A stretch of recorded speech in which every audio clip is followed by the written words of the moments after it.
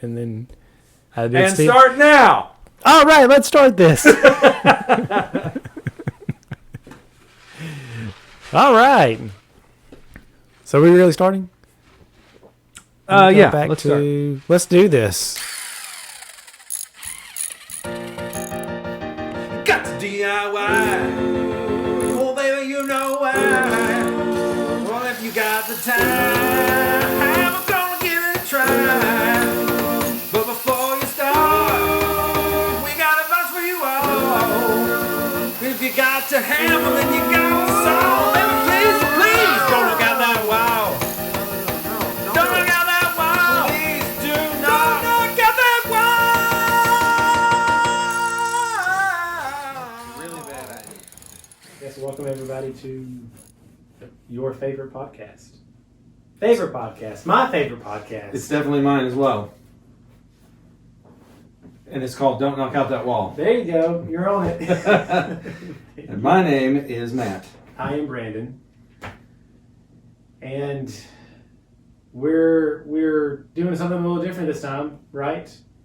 It's going to be a series. Yeah, so I suggested we do a series for all you folks out there, and I say you folks, meaning me, and then anybody who shares the same desires that I share. I want to build a house someday, and so I thought we should talk about what that entails, and that's definitely more than one episode.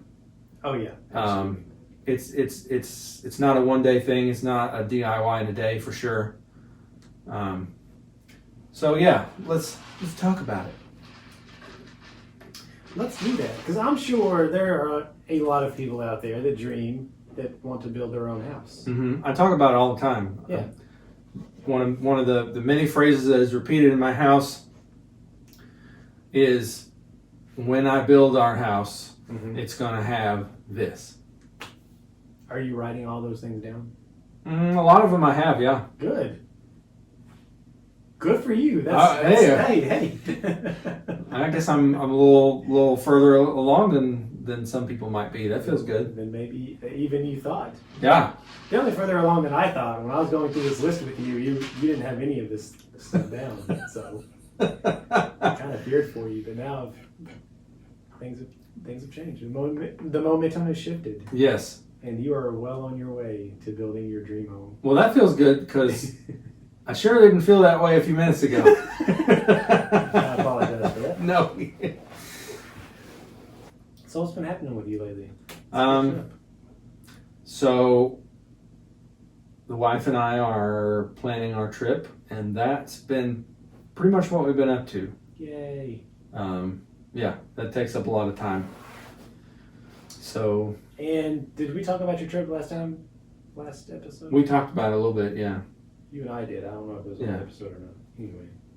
Yeah, I'm not going to Europe if we left it. I left that out of that last episode, but I am going to New England. So I'm going to check out some New England style houses up there. The pandemic has unfortunately done bad things for you. I talked to a guy today that he's about to take a trip up to Boston for a little while. Oh yeah? Yeah.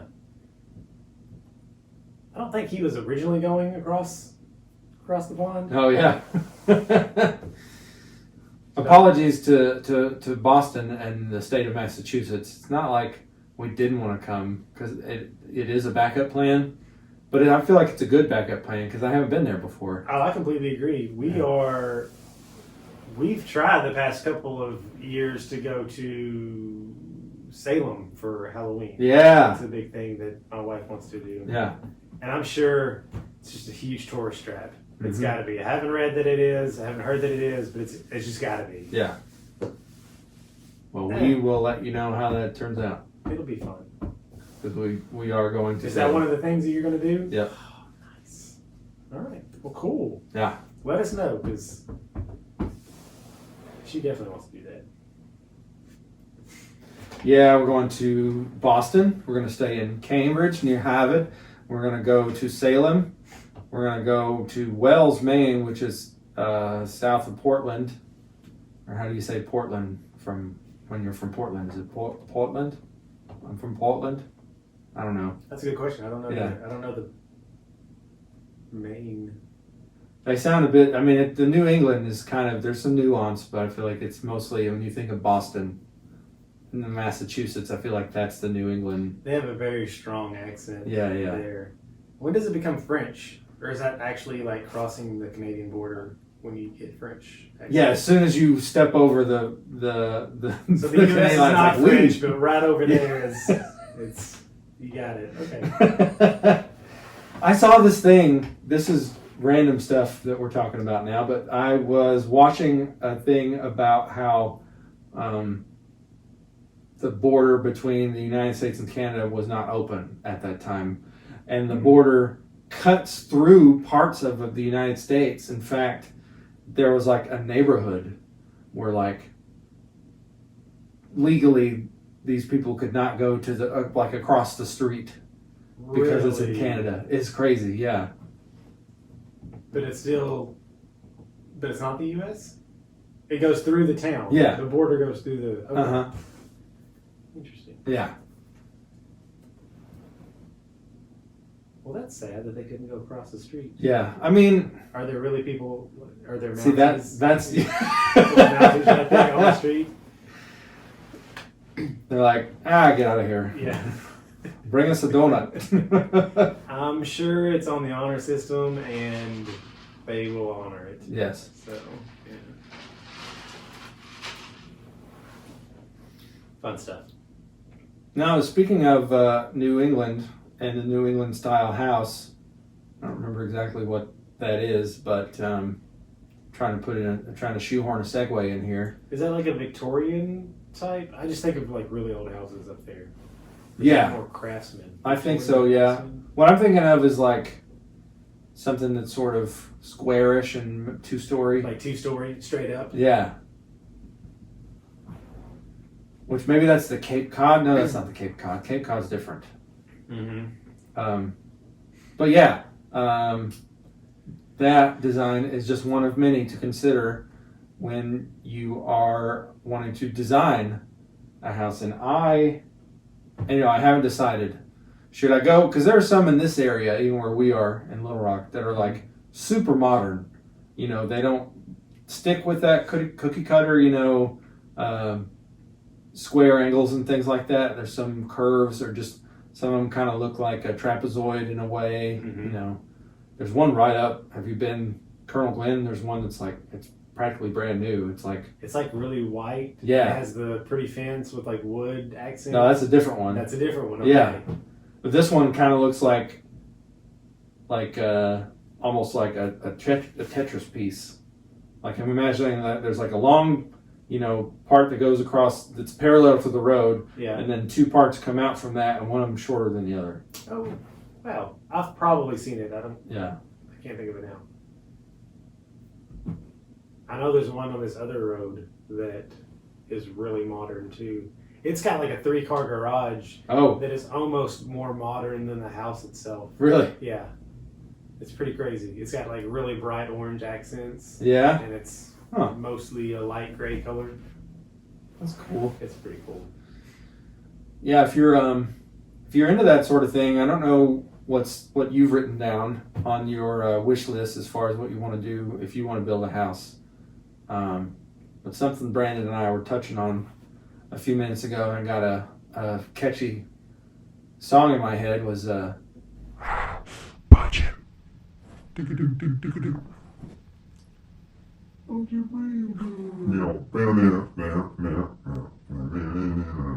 Because one of the things you need is a budget. You need a budget. And I think this is a really good thing, house purchasing, just in general. Right. You've got to have a budget. And it's going to go in far more detail when you're building a house because there's so much more to it. But part of planning your budget is planning on how much you can afford to spend on this thing. That's what because they don't really go into it in these shows that you watch. Yeah. Like the Chip and Joanna shows, and things like that. Yeah. Because it seems like they're always like, this is our budget. And then later on they're like, we're going to need to go over budget. And they're like, okay. And that's, Yeah, it's a 30-minute show, so they can't, spend weeks on like, they still haven't called us back on this house, and it's been 6 months. Mm-hmm. You know, that sort of thing. And they have to make a split-second decision, and that's not always the case. It's not hardly ever the case, because most people have to figure out where is that money coming from. Right. And hopefully you have more in reserves than what you have budgeted, because that's a big thing anyways, to have reserves, because nothing costs what it's supposed to in real estate. Is there a rule for that? 10%. Okay. Yep. I don't know if it was called because we have a Hofstadter's law. The I don't know, but I don't know if we had a rule that's specifically called in real estate. Yes, it is. It's oh shoot, what is it?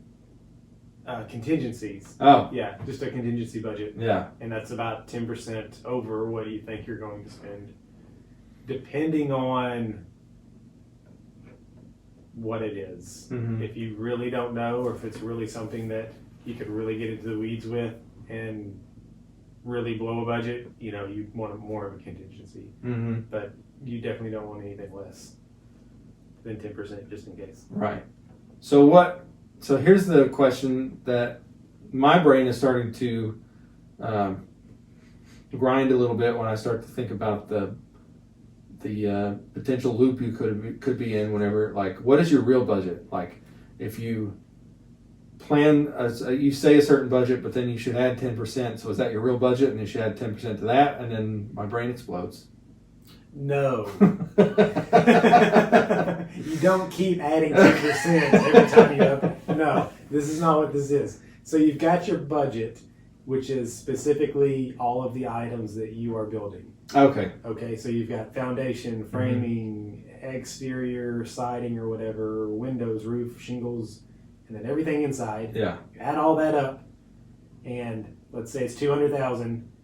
You add 10% to that number. Okay. And anytime you come in and you say, well, now I don't want an asphalt shingle, I don't want a shingle roof, I want a metal roof. Yeah. So the roof budget just, triples. So now your total for the whole budget is going to go up a little bit, and then your 10% on top of what you've just added. Well, that makes sense. Does that make sense? Yeah. Does that really muddy it up, or? No, you cleared it up. See, this is I guess the way my brain works and what I'm used to. I'm fine with numbers, but I don't have as much experience with making a budget. So when you say budget, I just think of one big number, right? Mm-hmm. I'm automatically thought, okay, well, you just decide how much you want to spend, but there's a lot more to it than that. You need to itemize it and make sure you know exactly. So it is one big number, but it has to have specific little numbers in it, Exactly. And I was just actually listening to another podcast that was talking about this on something separate, and they kind of were like, don't get caught up in that one big number, or just say, I'm going to spend X amount on a house, and then get caught up on that, because that's more of like the emotional side of the brain. And no matter what comes up, even the little things that you've been writing on your list this whole time, you're like, well, I'm going to have to cut it out because it doesn't meet that number that I've had stuck in my brain since the beginning of this process, even before I did a budget. So that special number that you're just like emotional about not going over doesn't really need to play into it. You really need to like budget every little thing, and then you can tweak those for what you can afford. Okay. So again, with buying a house, also with going into a home, one of the first steps should be talking to a bank, because you're going to have a construction loan for the construction of the house. Okay.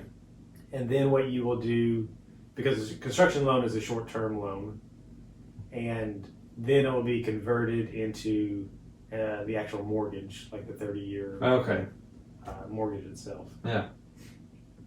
So the construction loan itself is going to be probably more money. It's more expensive, but again, it's short-term.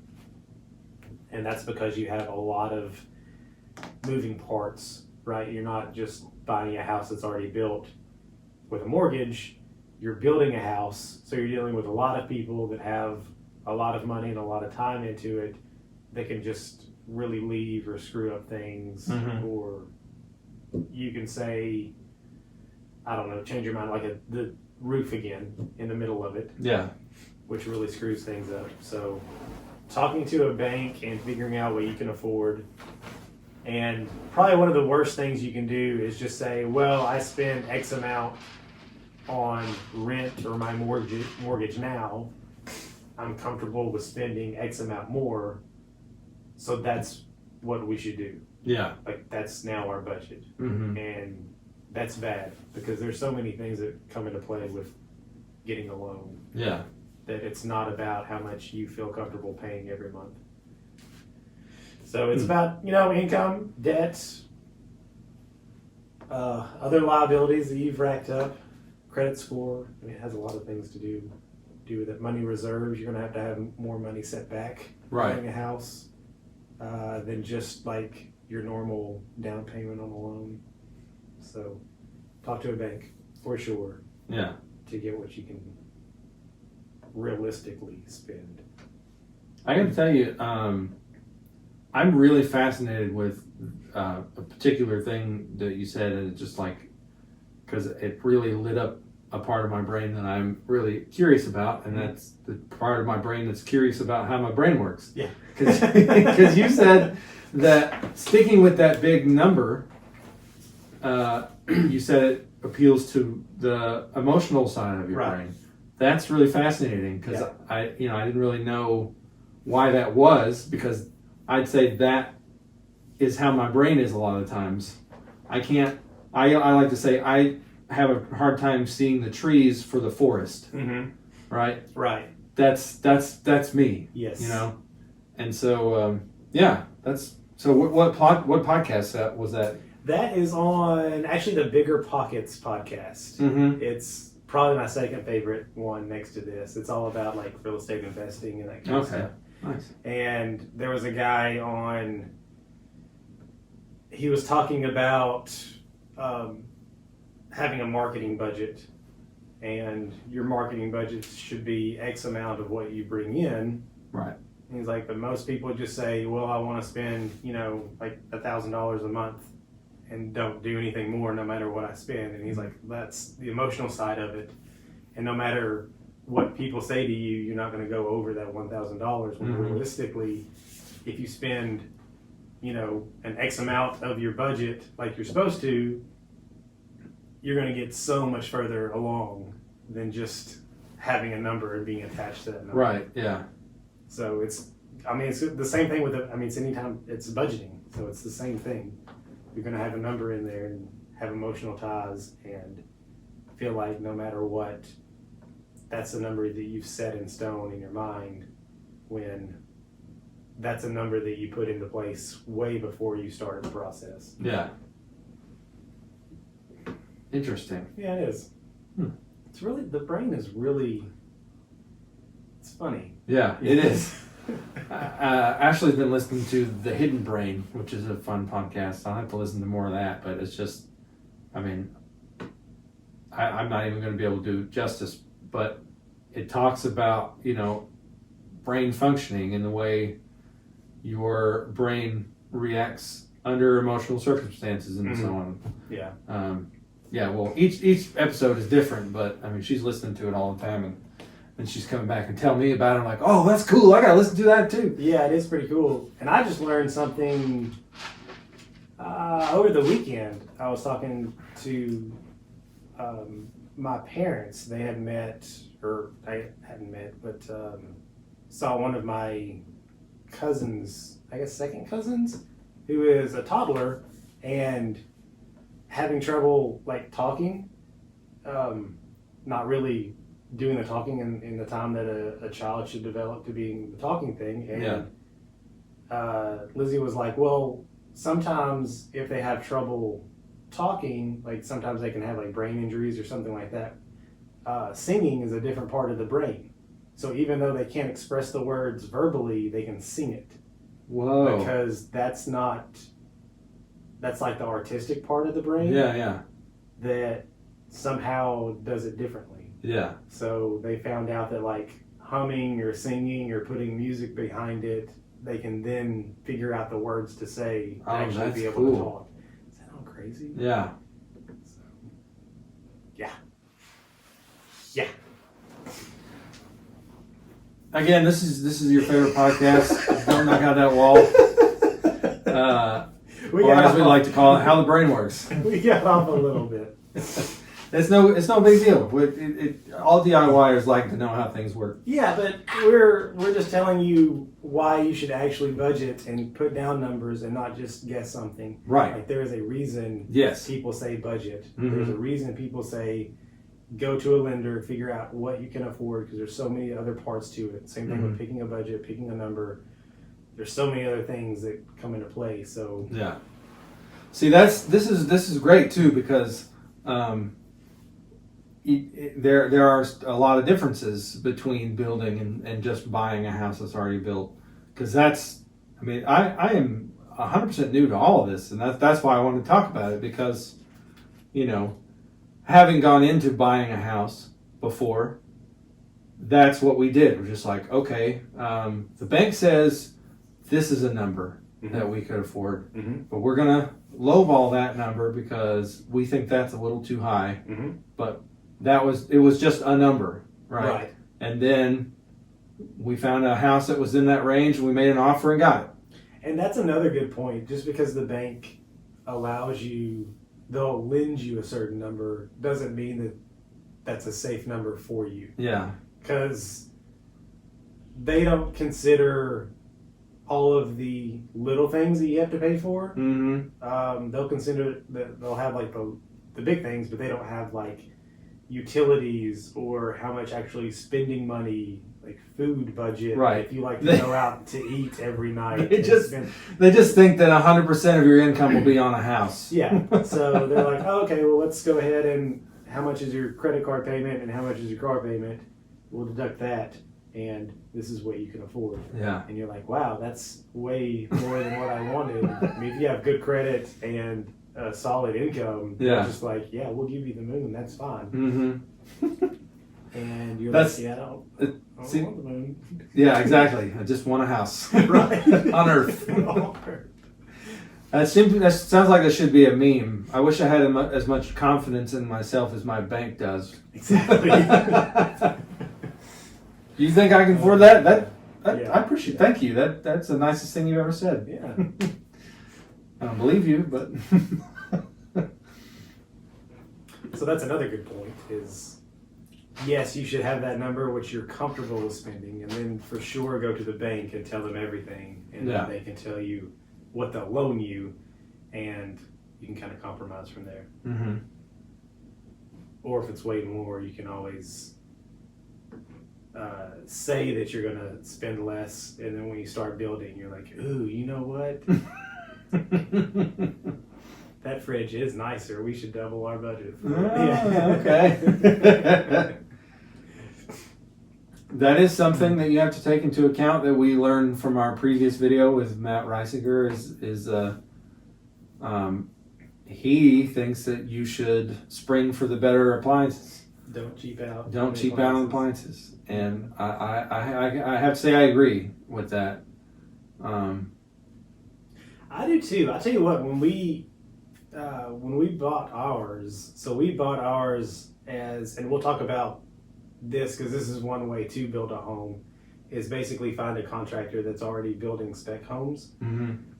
And for those of you who don't know, that like a spec home is a home that they're building with the intention to sell to somebody. It's not already pre-sold. So we bought this house pre-sold, which means that we bought it before they even did anything on the land itself. Yeah.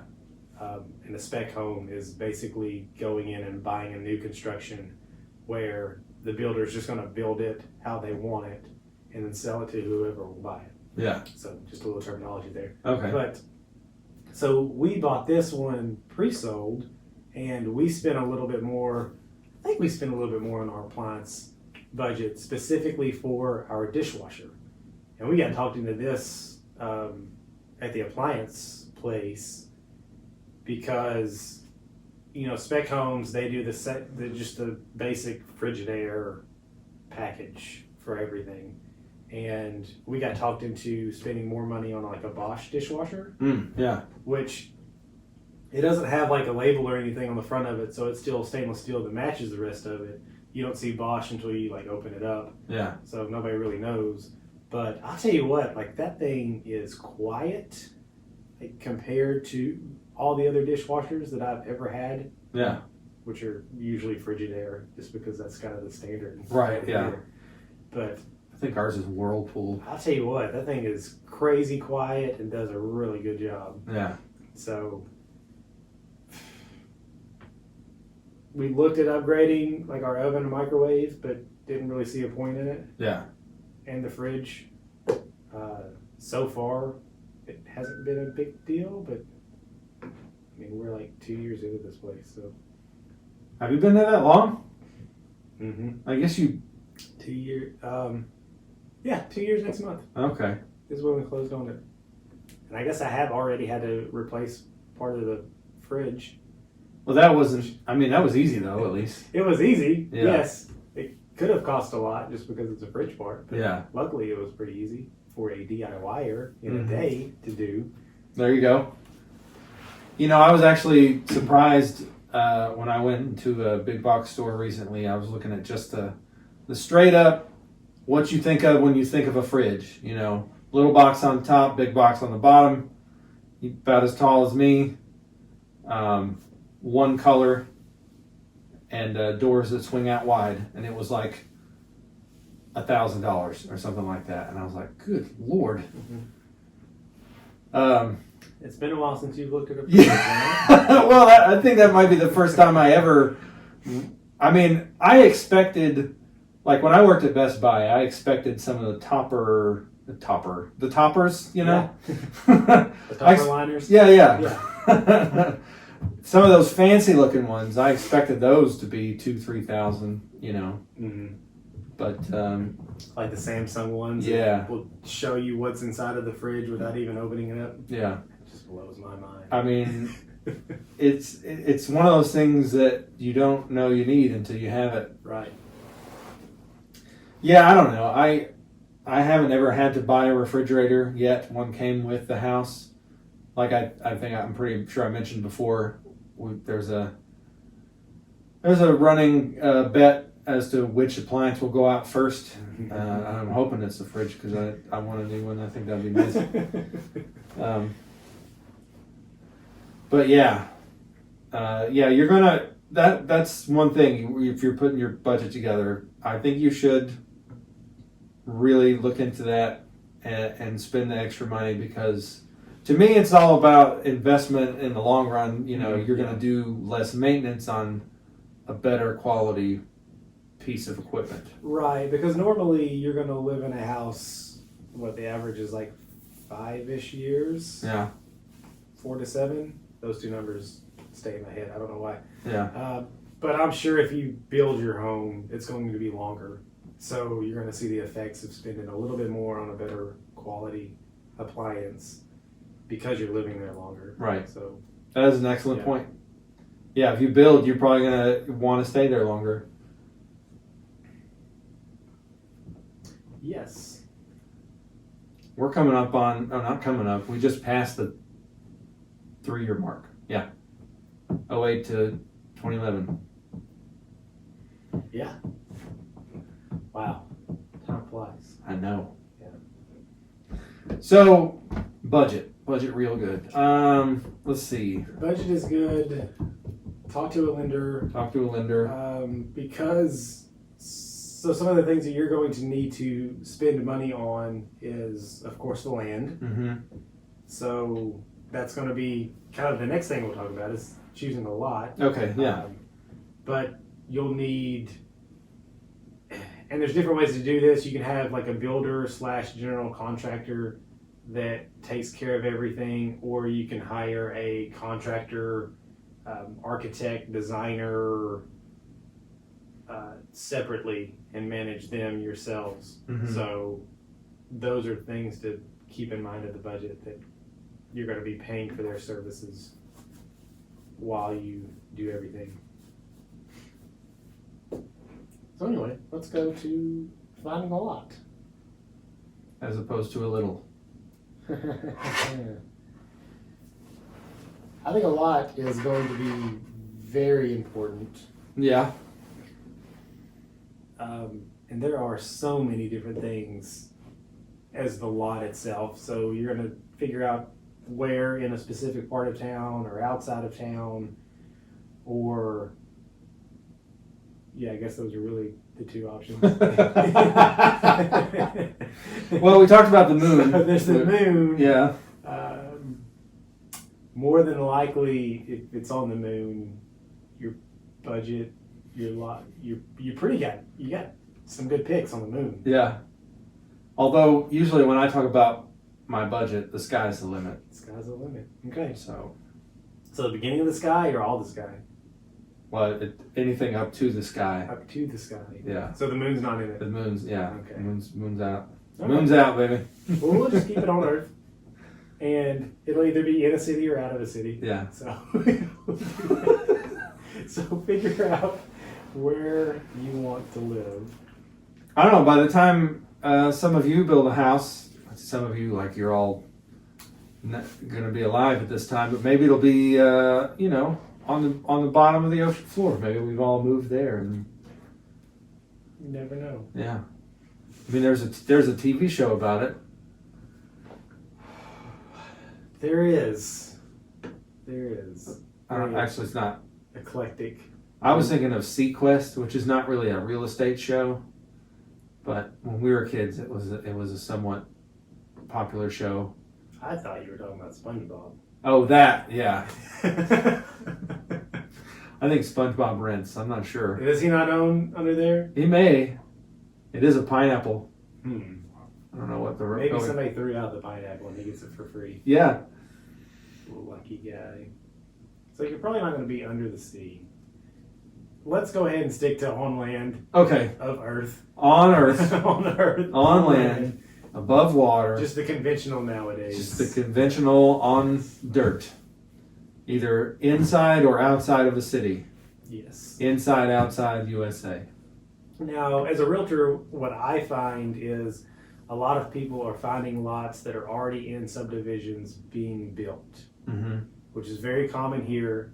It's very common here to have a bunch of subdivisions. That's not really the case in all of America, but here, the South, the Midwest, I know we have a lot of subdivisions, so they'll have a couple of hundred lots and take 5+ years to develop all of those lots. And so that's not a thing outside of. Not everywhere. I've heard that it's more common here than everywhere else. I don't know what they do. Yeah, I don't either. It seemed like that was something that started after the war, but I thought it was like, everybody came back from the war, needed a house. I didn't know it was exclusive to any part of the country. I have heard it's more than it's more here than anywhere else. If I'm wrong, let me know. Like, feel free to be like, no, you're stupid. There's subdivisions in every city out there. Send us an email at dontknockoutthatwall@gmail.com. Don't be mean. Just subject line with apologies. You're down. Yeah. See, that's fine. Yeah. As long as you say with all due respect before you bash me, we can remain friends. Yeah. But yeah, so what I see is you've got a subdivision being built by either one builder or they will sell the lots to a person and they can have a different builder come in and build whatever. Because if a builder, normally builders only do so many lots or so many house plans. And that's going to be another thing on our list is choosing a house plan. Yeah. So if you go with a specific builder that does nothing but build, mostly spec homes, they're going to have a dozen plans to choose from, and that's it. Yeah. Now you can usually modify them a little bit, kind of tweak some things, maybe move walls here or there just a little bit. But for the most part, they have specific plans that they use. And they do that because they want to churn out as many homes as they can. Right. They have the same people doing the same plans, using the same colors, the same fixtures. It's just a whole lot easier when a builder has people under them or under them, that know exactly what the house is going to look like when it's finished. Yeah. So there's no curveballs or anything going to it, and that's why they do that. So if the builder that you find in a specific subdivision isn't building the houses that you want, more than likely you can still buy a lot and have a different builder come in and build a different house. Okay. Or you can actually have a different builder purchase the lot for you, and basically what they will do is build the house kind of as a pre-sold. It's still their plan. It's still mostly their stuff. They don't do anything crazy because if you back out, they still own the house. Right. They have to sell it to somebody else. Yeah. So if it's, flamingo themed, they're not going to go for that because they can't resell it if you back out. Right. So they want it kind of in their wheelhouse of what they usually do. And that's more than likely what you're going to get with somebody who builds a lot of spec homes like that. Now, on the other hand, you could still choose a lot in that kind of subdivision and go with a builder that does custom homes. It's probably going to be a little bit more expensive, but you're going to have so many more things to choose from. And especially if you're not even in a subdivision, if you just have a lot, some of the things to consider are how clear is the lot, how level is the lot, what are the soil conditions of the lot, because you need to know what that foundation is going on. Yeah. Is it good soil to actually build a house on, or are you going to have to bring in a bunch of soil to actually make it a good foundation to where it's not going to settle like crazy? What's the draining? If it's inside city or some kind of county, what are the building codes? What kind of zoning permits that you're going to need? I mean, this is all something to think about before you even purchase your lot. Right. So those are things to consider. Wow. There's a lot. Yeah. Yeah. I heard somebody talking today about buying land on a floodplain and just, I guess he said something like, just bring in a bunch of dump trucks and just raise the level of the land so it doesn't sink or something like that. That's true. And so FEMA has a website to where you can look at the flood zones. Flood zones, they update them pretty regularly, every few years actually. Yeah. And this is because cities build new subdivisions, add roads here and there, and that all, every time they do something to the water, divert it this way or that way. So things that didn't flood 5 years ago now flood, or vice versa. And yeah, that's another thing to know.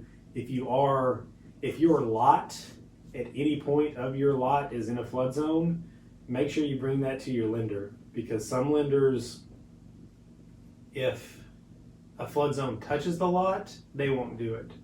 Other lenders will say, okay, as long as that flood zone doesn't touch your house or is X amount of feet from your house, they're good. Yeah. So that's kind of something to think about. Hopefully your lender will kind of know where you're building and look that up as well. Yeah. But that's something that you don't want to get way down the line and almost done with it, and your lender's like, oh, this is in a flood zone, you need flood insurance. That's going to cost you another couple grand a month. Yeah. Congratulations. Oh, by the way, flood insurance is expensive. That was my next question. Where did you get that number? Flood insurance is expensive. And it all depends on what kind of flood zone it is, and of course the lender. And sometimes you can actually go to FEMA and kind of prove them wrong, or like contest the flood zone. Yeah. And they can come out there and resurvey it and change what they've done. So I've seen that that's actually a thing that's happened before. Wow. Which is cool to know. Yeah, I didn't know you could do that. But also too, your point before, you can always just bring in a whole lot of dirt and raise the level above that flood plan, that flood zone, and just build a house there. Okay. Yeah, there's subdivisions that they do that started out in a flood zone, and they just bring a whole lot of dirt, and they can raise it so far that it's out of the flood zone, and then they build a subdivision. That's interesting. It is. It's kind of scary. I don't know. I guess it works. Yeah. It always makes me think of, there was a river that was pretty much right behind, I mean, it's fairly, you could see it really, but basically it was a huge levee that was behind my parents' house when they lived in California. And that always makes me think of that, because I think at one point the water did get so high that it actually came over that levee, and that's crazy. Yeah. Yeah, water. There we go again. Water. Take a drink if you. It will damage your house. If you're playing the Don't Knock Out That Wall drinking game, we just mentioned water damage.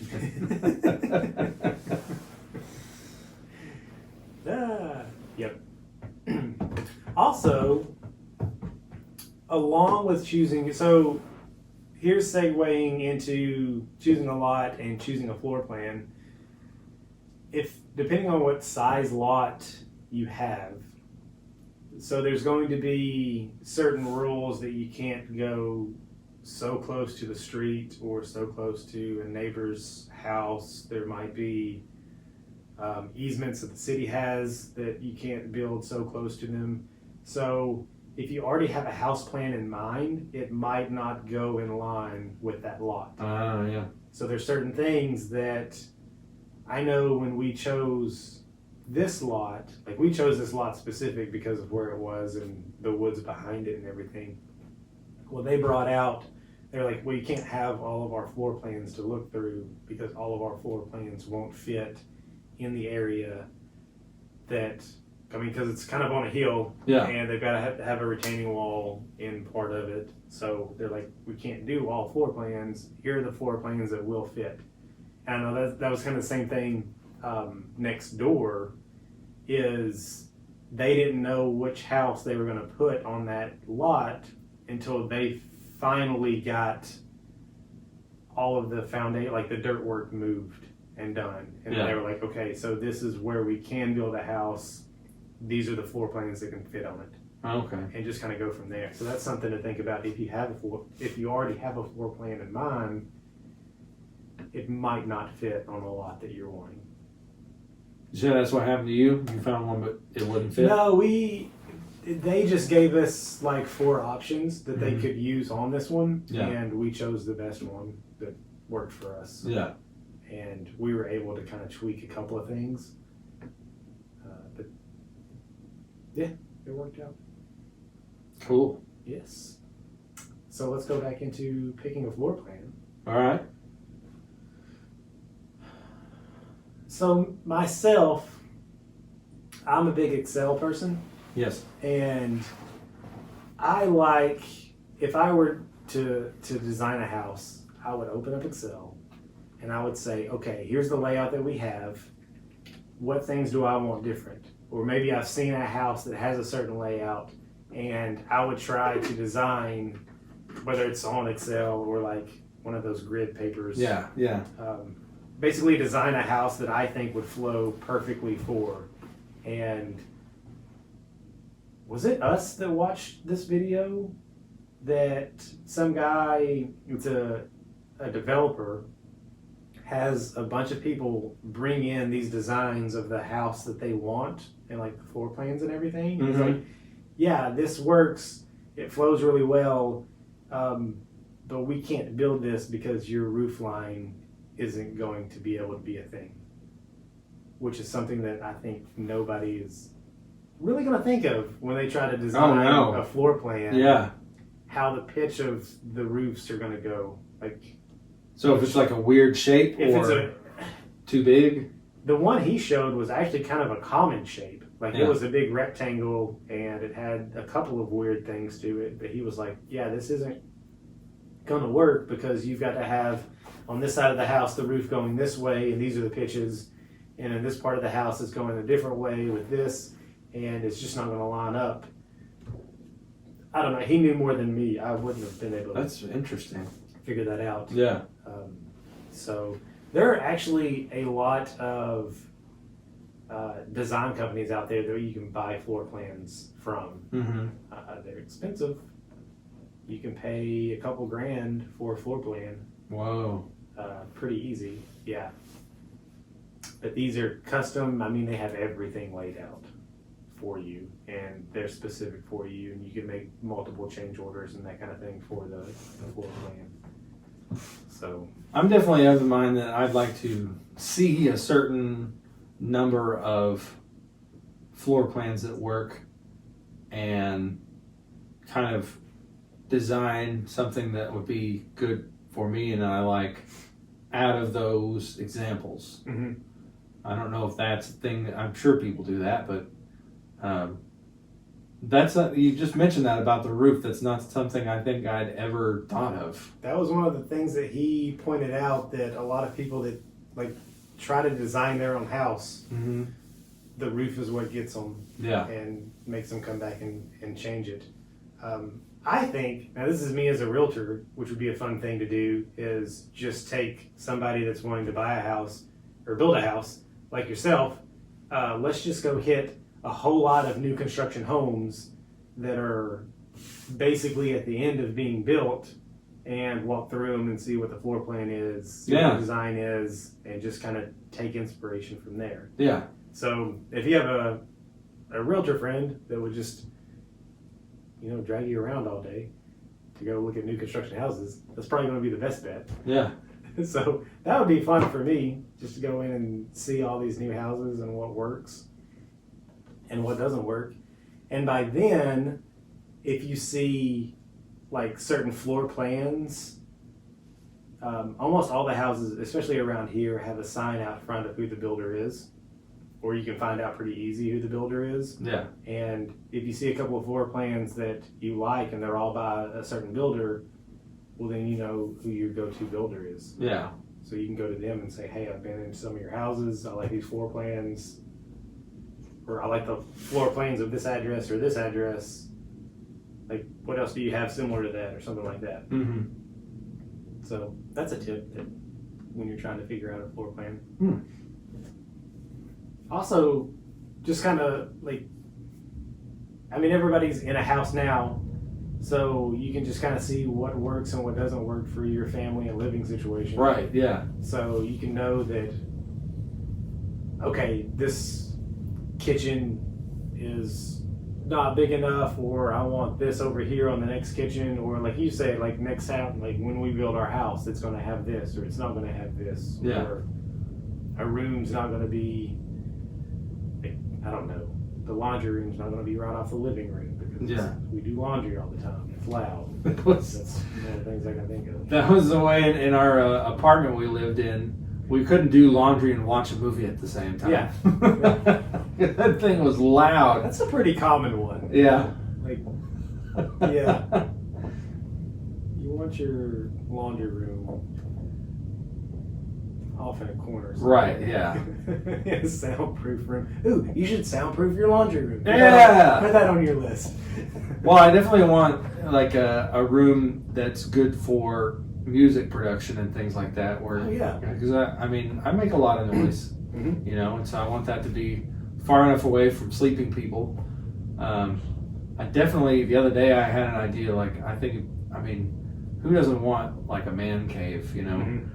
or just like a certain part of the, in fact, I was telling this to Ashley, I was like, what we're going to do when I build a house, we're going to have a carport, right, where I can drop everybody off if it's raining, Mhm. and then drive it to the garage.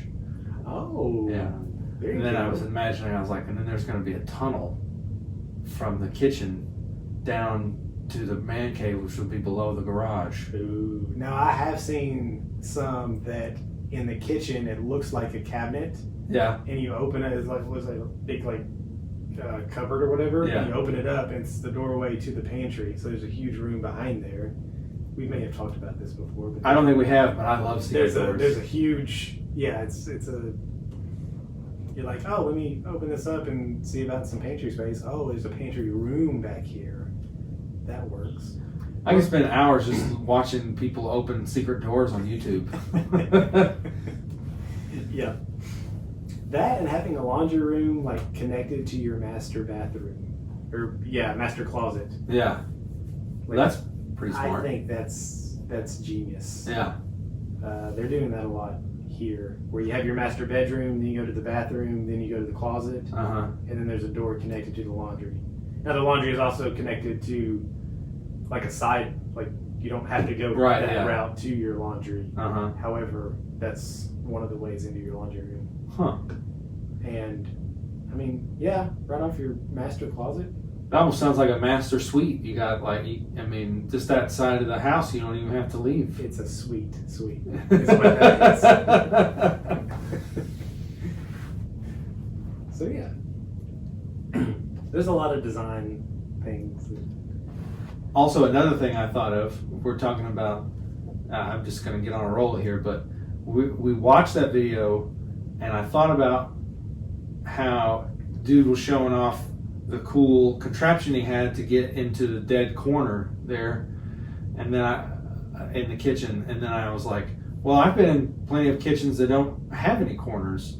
It's just two, like the kitchen itself is just two parallel counters with like an island in the middle. Galley style. Yeah. I call that. Just cabinets on the two sides. Uh-huh. And not there. Yeah.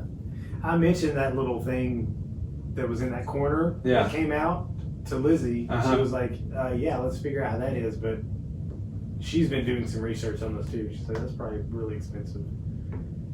If it's German, it's expensive. She was like, but you should just do a show on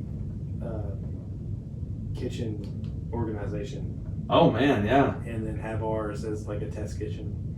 I love it. So I guess I need to like organize our kitchen and have it as a write-off for the show.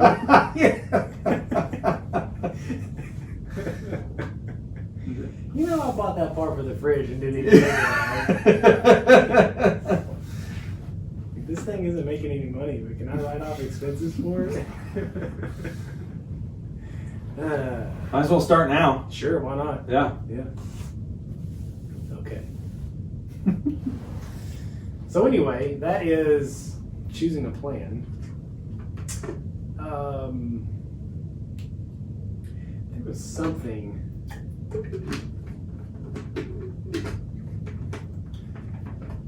that I saw. So timing is a big thing. This says just like from your budgeting stage to not even like where you're ready to do the groundbreaking. It's common for that to take over 2 years. Oh, yeah. So the planning stage of all this, it definitely takes a while. So that's fun. Yeah, that's.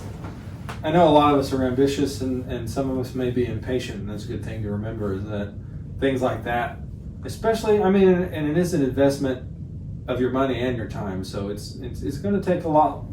It might take longer than you suspect, even if you take into account Hofstadter's law. Nice. Nice. See, it applies to everything. It applies to everything, including building one of the most expensive things that you can buy. Yeah. Go figure. This all really comes from, I have a lot of, if I could describe things in my personality that stand out about me, is that my desire to always be different and unique, which is annoying to myself anyway. I can just be normal. I don't have to do everything differently. Right. But also, I sort of romantically think about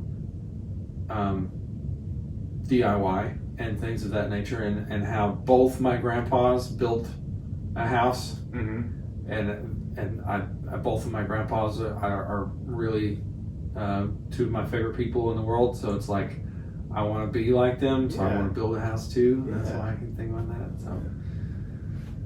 A little nostalgia there. Yeah, exactly. With the, Yeah. with the building of the house.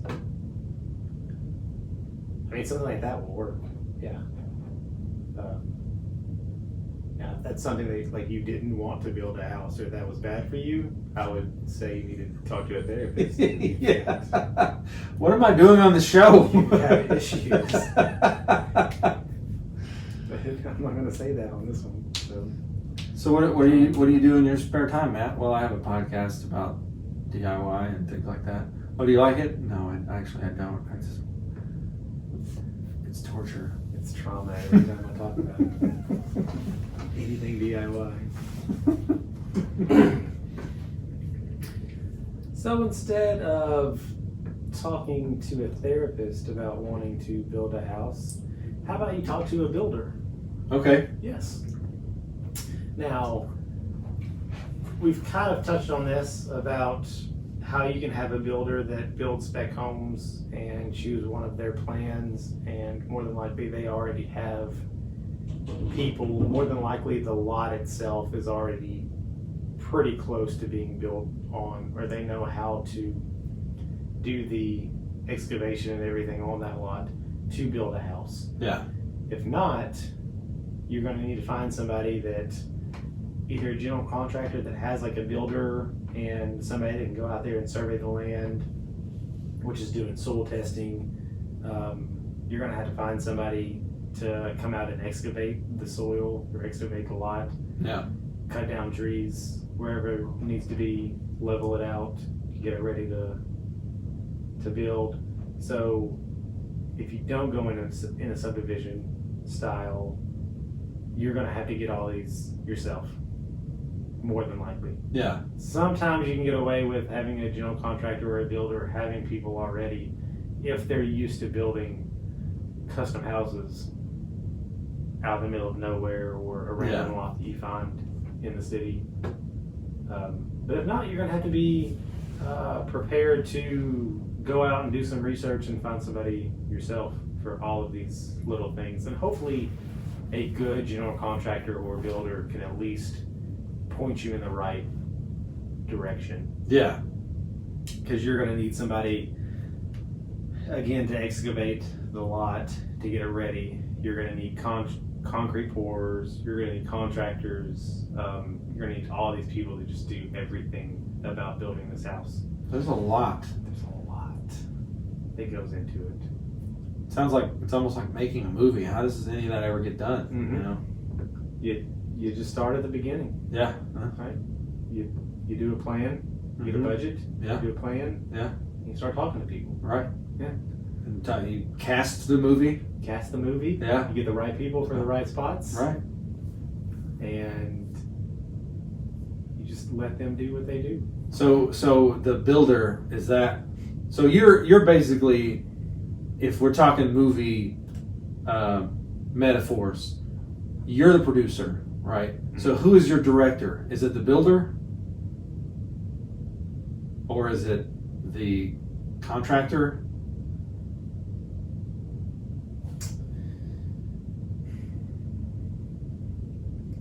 Maybe.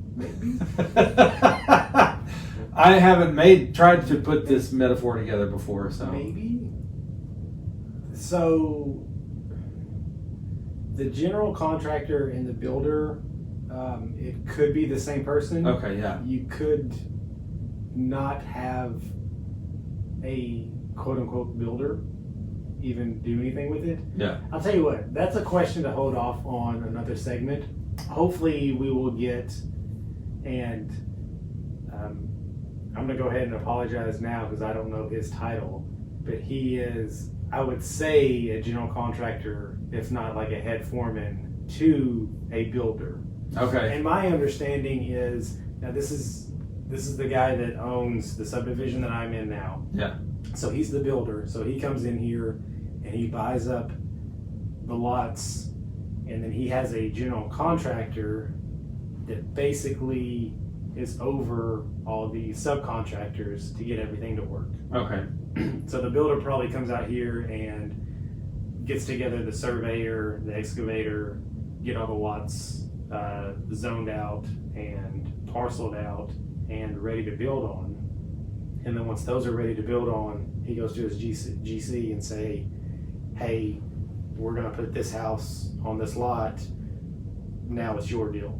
It's your baby. Okay. And so the GC goes out there and gets all the other people, gets concrete people to come pour the foundation, gets the framers out there, gets the plumbers, all this kind of stuff. Okay. That's my understanding of it. We'll see.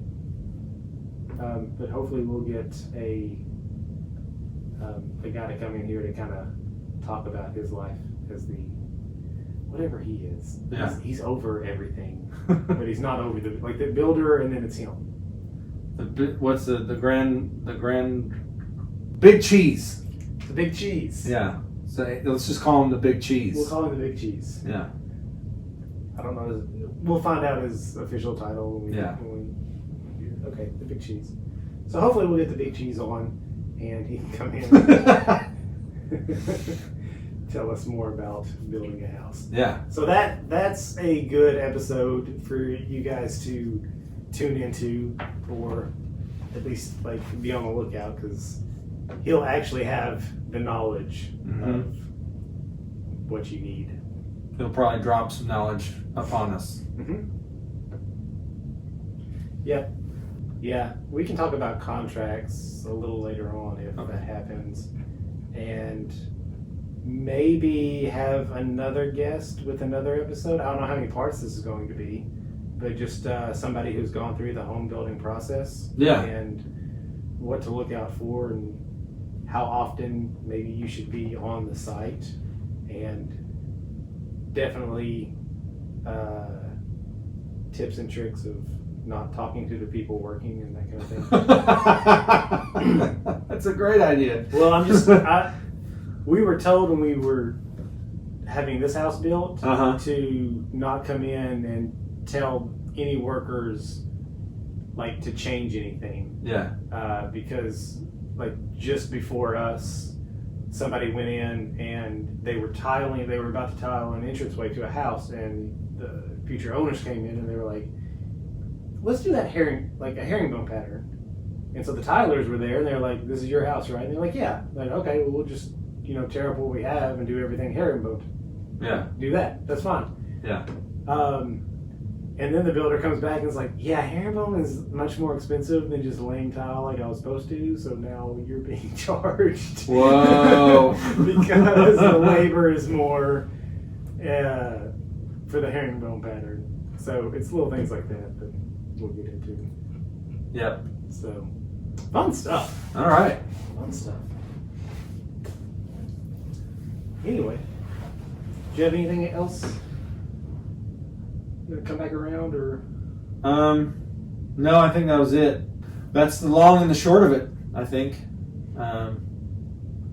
Thank you all again for tuning in. I hope you enjoy this journey we're about to go on, because I mean, this is a great way to facilitate some of the dreams that I have, that I can talk to people who've had experience like Brandon, and then we can talk to the big cheese as well. I'm sure that he knows a lot more to really help steer us in the right direction. Any of you that might be interested as well in building a house in the near future or far future or whichever future you pick.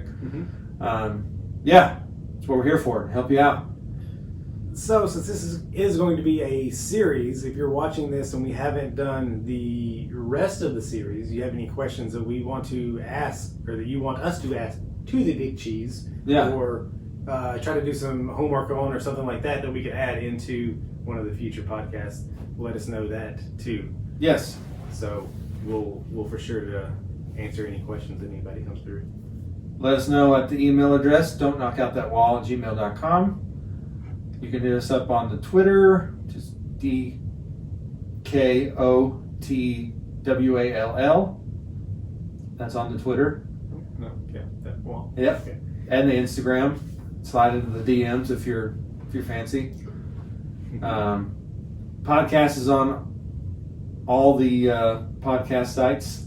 If you are driving and feel like listening, or if we can help put you to sleep, That's what people do sometimes, right? Yes, do that before they go to sleep, or even while they're asleep and their brain is processing the whole podcast, and then you wake up. It's like osmosis, Right? while you're asleep, and then you wake up in the morning and you're like, man, let's build a house. Yeah. This sounds like a great idea. Or you're listening to it while you and your spouse are in bed, and then the next morning your spouse is like, "Why did I dream about building a house last night?" I'm like, "I don't know. That's a good question." I did too. Maybe it's a thing. I think we should. Yeah. Speaking of podcasts, I did see that Facebook is about to start putting. You can actually go onto Facebook and listen to podcasts through there. Really? So we have a podcast page on Facebook. Yes. It's Don't Knock Out That Wall, Uh-huh. little thing. Yeah. So we'll have to get together on trying to figure out how to do that. But we can just link something real quick, and it'll start uploading all of our podcasts No way. to Okay. Facebook, where you can just listen to them in that. So that's going to be. Stay tuned for that. We Yes. post all of our links to our YouTube on the Facebook, so maybe Facebook will be your one-stop shop. Mhm. I like it. Yeah. So you probably don't have much going on in the DIY or in any kind of real world, because you're about to go on vacation. Yeah, So- most things have sort of taken the back seat to preparation for the. I mean, it was really hot for a while, so I kind of I got to close to a stopping point on one project, but all of those things are going to be when we come back, because I know for a fact that when we come back, the weather should be nice enough to where we can stay in our deck, which is something we've been wanting to do. Yes. And also, I need to build an awning for my mother-in-law's porch. Ooh. I'm not going to build her a porch, like I keep saying, and then my wife corrects me. I said that the other day, and she's like, "Why does everybody keep saying we're going to build her a porch? She's got a porch." It's like, you're right. I don't know why everybody keeps saying that. Why does she need an awning for the porch? Well, she had a cover over the porch. That got taken off. Yes. Yes. With snowpocalypse, it was Yes. destroyed by the weight of the ice and snow. So we're going to help her out. Okay. Sounds good. All right. So, any of you out there that do have a project going on, make sure that you plan and you budget and don't fudge it. I don't know. I just thought that would. Yeah, don't fudge the budget. Or cook the books. So, no. One of those is illegal. And some places it's illegal, so check your local code and make sure that you, please, don't knock out that wall. So, Don't cook the wall. so if you do cook the budget, do you cook the books and then knock out the wall? I mean, I guess if You just yeah, you're gonna be done anyway. So yeah. I mean, yeah. If you're already going to jail anyway, why not? Right? Yeah. I don't know. Let's just keep it on the walls. Yeah, you're right.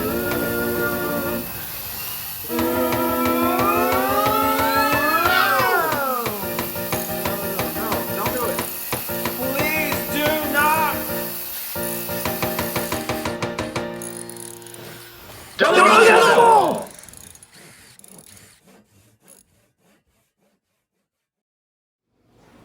I don't know if anybody noticed, I'm wearing my work shirt today because I forgot to bring a different shirt. But I don't know why anybody cares or even have noticed until I pointed it out. But yeah. I noticed you had it on, but I didn't think about you having another shirt. Usually on the back of the chair, I have a like a button up, just in case I'm gonna jump on a Zoom call real quick. Yeah. Throw it on. Yeah. That's why you usually have a nice shirt on. I usually have a nice shirt on the back of my chair, and that's the reason why. Well, to keep things, balanced as they normally are, I'm the one wearing the collar this time. Mm-hmm. I'm just in a t-shirt. At least I like that I get to. I mean, I don't mind wearing a polo. Polos are all right. Oh yeah. I prefer a long sleeve polo.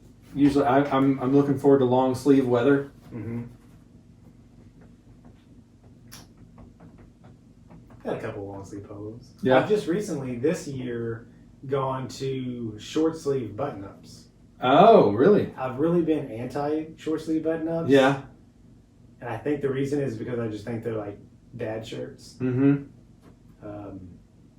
I don't care. I'm upper 30s now. I was gonna say. Maybe. I think we crossed this threshold because I'm in the same boat. Yeah. I have said more than once, I need a couple more of these. Mm-hmm. I just have the one. I need a couple more. They work out. Yes. Anyway.